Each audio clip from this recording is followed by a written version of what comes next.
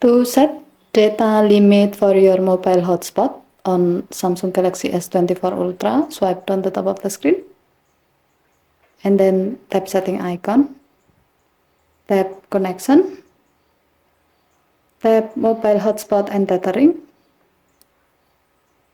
tap mobile hotspot.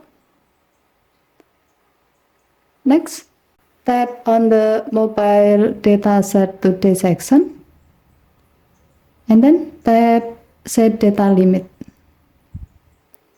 Now enter the data limit. As the example, we will set it to 1000 megabyte and then tap OK button to save the change. By setting the data limit for your mobile hotspot, when the data limit you set is reached, mobile hotspot will automatically turn off and all devices will be disconnected. As a note, since your data usage always reset every day at midnight, then the data limit will be reset too.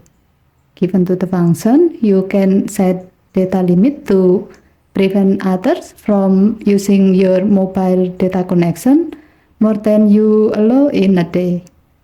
Okay, thank you for watching. Have a nice day.